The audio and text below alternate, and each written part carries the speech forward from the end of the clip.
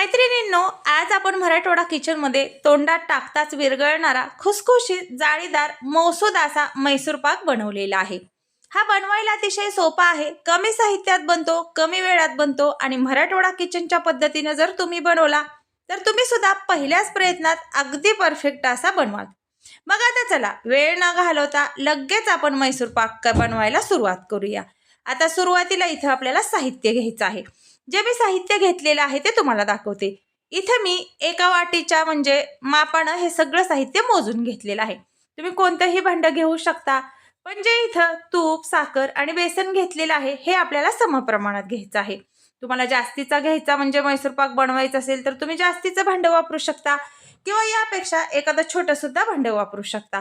पण जे भांड तुम्हाला तिन्ही साहित्य त्याच भांड्यानं मोपून घ्यायचे आहेत।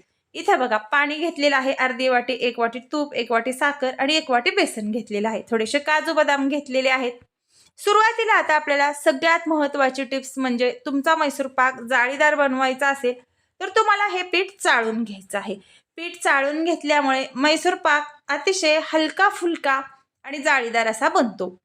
आता इथे आपल्याला यामध्ये थोडंसं पाणी टाकून हे व्यवस्थित असं म्हणजे मिक्स करून घ्यायचं आहे। मिक्स करून घेत असताना त्यामध्ये पिठामध्ये ज्या गुटळ्या होतात त्या आपल्याला पूर्ण काढून घ्यायच्या आहेत। तुम्ही हाताने सुद्धा मिक्स करून घेऊ शकता किंवा एखाद्या चमच्याने सुद्धा व्यवस्थित असं मिक्स करून घेऊ शकता।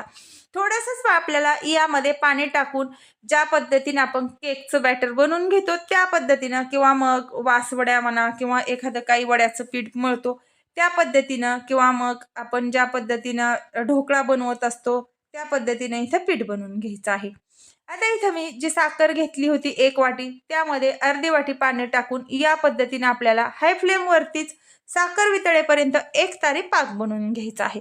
जास्तीचाही कडक पाक म्हणजे बनवून घेऊ नका किंवा मग अगदीही हलका पाक बनवून घेऊ नका। जी आपली हलकीशी एक तार असते, एक तारी आपण पाक म्हणतो त्या टाईपचा इथं मैसूर पाकासाठी आपल्याला पाक लागतो। ही मैसूर पाक बनवण्याची अतिशय सोपी पद्धत आहे। तुमच्याकडून मैसूर पाक बनवत असताना कमी जास्त जरी पाणी झालं तरी काहीही फरक पडत नाही। आपला पाक पूर्ण आता तयार झालेला आहे। तुम्ही पाहू शकताय अगदी हलकीशी तार यायला सुरुवात झालेली आहे। तर मग समजायचं की आपला परफेक्ट असा मैसूर पाकासाठी पाक तयार झालेला आहे।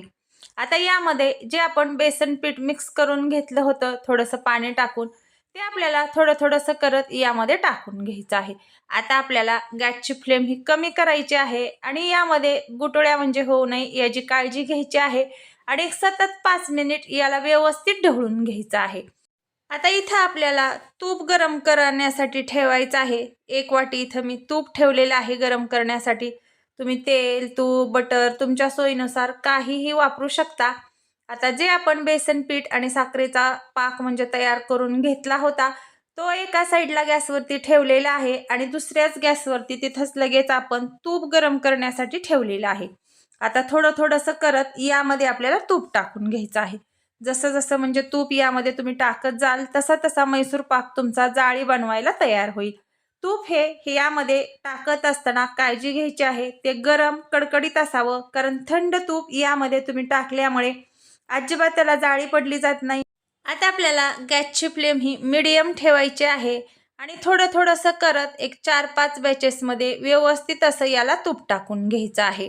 मी सुरुवातीलाही सांगितलेलं आहे तेल, तूप, बटर तुम्ही कोणतंही म्हणजे तुमच्या सोयीनुसार वापरू शकता।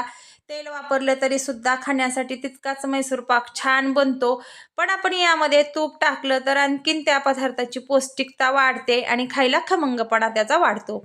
इथं बघा आता सगळं मिश्रण आपलं व्यवस्थित असं मिक्स झालेलं आहे आणि सगळं जे तूप होतं ते पूर्ण आपण यामध्ये टाकून घेतलेलं आहे। आता आपल्याला साईडला हे तूप निघायला सुरुवात झाली की म्हणजे आपण समजायचं की आपलं परफेक्ट असं हे मिश्रण तयार झालेलं आहे।